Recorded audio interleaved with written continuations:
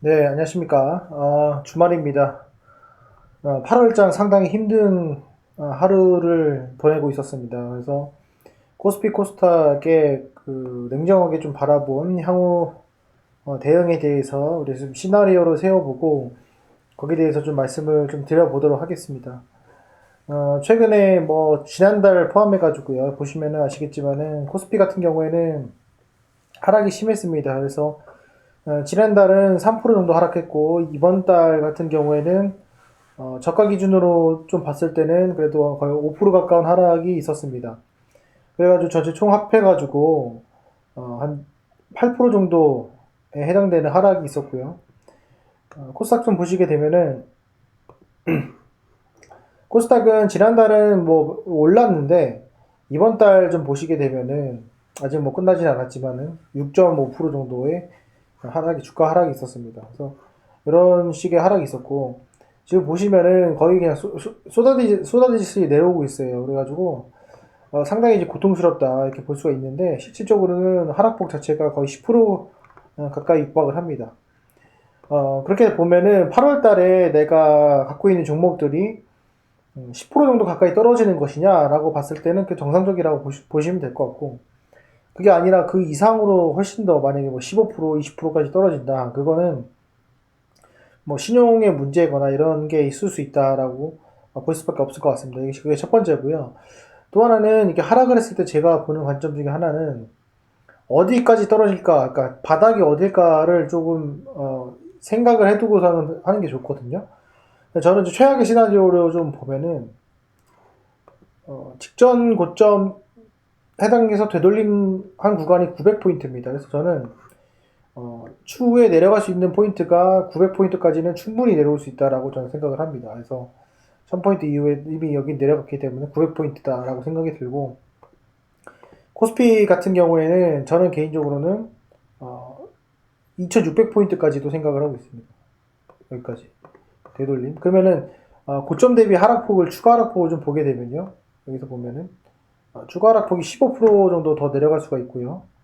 그리고 코스피 같은 경우에는 900포인트니까 한 10% 정도 남았습니다. 그래서 전반적으로 여기서부터 쭉 내려보면은 한 15%, 코스닥, 그리고 코스피는 고점 대비 내려보면은 20% 이렇게 생각이 드는데 이게 어떻게 보면 일단 최악의 시나리오고 조금 더 대응을 할 수 있는 그런 구간들을 살펴보면은 일단은 코스피도 뭐 추세가 이미 끝났겠지만 추세는 이미 끝났습니다. 그죠?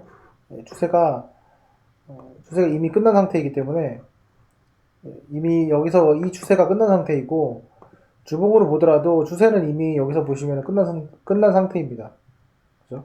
그게 이제 횡보인데 자 그러면은 여기서 추세 상승 이후에 어떤 패턴이 없고 바로 그냥 하락을 하느냐 저는 그건 아니라고 보거든요. 그러면은 박스권의 흐름을 보일 것이다 라는 것이 첫 번째 생각입니다. 왜냐하면 지금 거래량을 보시게 되면요 거래량이 급감하고 있었어요. 그죠? 최근에 몇 주 동안에 거래량이 급감하는 모습을 좀 보여주고 있습니다. 보여주고 있고 코스닥도 보시면은 코스닥도 거래량이 급감하고 있다. 그리고 어, 이번 주에 보시면은 급락이 나왔지만은 거래량이 극소다. 이런 것들을 우리 살펴봤을 때 지금 이게 단순 추세 하락이 아니라 하락 상승 추세를 이탈한 박스권의 모습을 할 수 있을 것이다. 그게 두 번째 긍정적인 생각입니다. 그래서 박스권은 저는 개인적으로 이렇게 여기를 놓고 좀 바라보는 게 어떤가 생각이 듭니다. 그래서 지금 중심 정도까지 와 있고요. 다음 주에 얘가 지금 급락이 좀 단기간 심하기 때문에 급반등이 나올 수 있을 가능성이 큰 위치입니다. 그 위치에서 얼마나 강하게 나오냐가 가장 큰 포인트일 것 같고요. 그 포인트에서는 지수의 라운드 피겨인 그 1000포인트 요 구간을 얼마나 강력하게 뚫고 내려가냐 왔다 갔다 변동폭이 가장 심할 거라 생각이 됩니다. 그래서 심신이 좀 미약하신 분들은 장중에는 웬만하면은 그 호가창을 보지 않는 것이 오히려 도움이 될 수 있을 것 같고 추가적인 하락폭은 일단은 코스닥 같은 경우에는 900포인트 최악의 상태에서 저는 봤을 때 그리고 코스피에서는 그 2600포인트까지도 생각을 하고 있다라는 것이 제 개인적인 생각입니다. 그게 이제 최악의 시나리오고요. 제가 판단했을 때는 그 이후에 방법들은 지금 증시 주변 자금 흐름을 좀 보면요. 고객 예탁금이 늘어나지는 않고 지금 신용이 늘어나고 있습니다. 그래서 전체 보시면은 신용 잔고가 지금 25조까지 좀 올라간 상태입니다. 차트를 좀 보시면은 신용 잔고가 지금 계속 올라가고 있습니다. 그래서 한 번 뻥튀기가 됐기 때문에 반등이 나왔을 때는 일단 제가 판단했을 때는 전고점을 넘는다. 주가 지수가 전고점을 넘는다. 다이렉트 넘는다. 저는 일단은 그 생각을 좀 버려야 될 것 같습니다. 버려야 될 것 같고 당분간은 횡보가 될 수 있다. 그 횡보가 길어지면 길어지는데 그 이후에 시나리오가 한 번 더 무너질 것이냐 아니면은 딛고 올라갈 것이냐 그거는 저는 개인적으로 바로 딛고 하늘로 올라갈 것이다라는 그 요소가 조금 저는 부정적으로 봅니다. 그래서 좀 더 보수적으로 볼 필요가 있을 것 같고 이게 지금 뚫렸습니다. 거의 코스피도 뚫렸고 코스닥도 뚫렸고 코스피는 아직 뚫리지 않았는데 이 수준에서 보통 그냥 들고 가게 됩니다. 왜냐면 이미 손실이 크기 때문에. 근데 여기서 반등이 나왔을 때 분명히 기회는 있어요. 그게 내가 익절 기회면 다행이겠지만은 익절 기회가 아닐 수도 있습니다. 그때 제가 판단했을 때는 이 돈을 더 주고 올라갈 수 있는 게 별로 없어요. 왜 그러냐면 지금 이제 신용도 늘어나고 있죠. 그리고 고객 예탁금도 지금 늘어나지 않고 있죠. 그리고 환율도 보시면은 1,400원대의 박스권 치다가 뚫려서 올라갔어요. 물론 여기서 이제 조정이 있겠지만은 이 조정이 마무리돼서 또 올라가는 순간 저는 또 외국인이 이탈을 할 수 있을 것이다 보고 있거든요. 그러니까 결국에는 환율은 점진적인 상승 추세를 보일 가능성이 크다라는 거고 그게 제 생각에는 1150원 구간에서 1170원 요 사이 구간에서 왔다 갔다 할 것이다. 저는 그렇게 봅니다.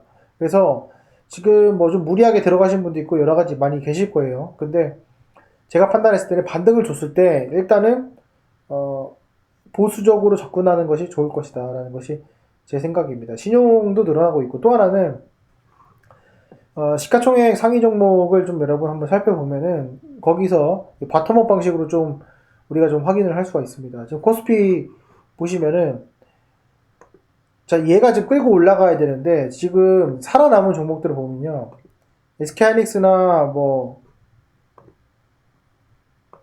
자 보십시오. 삼성전자 이렇게 볼게요. 삼성전자 밑으로 빠졌잖아요. SK하이닉스 결국엔 얘가 전고점 올라가려면은 반도체가 올라간다는 이야기고요. 그리고 지금 더 끌어올리려면 뭐 네이버나 삼성바이오로직스나 카카오나 이게 이미 보면 시세가 어느 정도 나와 있어요. SDI도 그렇고 그죠? 그런 상태이기 때문에 얘가 끌어올리려면은 다 올라가야 되거든요. 그러면은 그럴 돈이 있나? 왜냐면은 과거에는 뭐 네이버가 뭐 20만 원대 이럴 때 이제 끌고 올라가는 건 그렇지만은 지금 더블입니다. 다 더블로 올라갔기 때문에 지금 고객 예탁금이 뭐 100조 뭐 이르지 않는 이상은 사실상은 좀 어렵다고 좀 봐요. 그래서 그것도 그렇고 여러분 아시는지 모르겠지만은 예전에 신용을 쓸 수 있는 신용 비율하고 지금하고는 좀 적습니다. 그래서 신용을 많이 쓸 수가 없어요. 그래서 또 그런 부분에 있어서 단기적으로 자금이 유입되기도 힘들고 이 전반적으로 봤을 때 좀 어렵습니다. 근데 한 가지 좀 괜찮은 점은 뭐냐면 내가 갖고 있는 종목이 실적이 괜찮다 그러면은 저는 그 종목 어차피 기회라고 봅니다. 왜냐면 지금 대형주 비롯해가지고 코스피 종목들이 멀티플이 보면 상당히 높아요.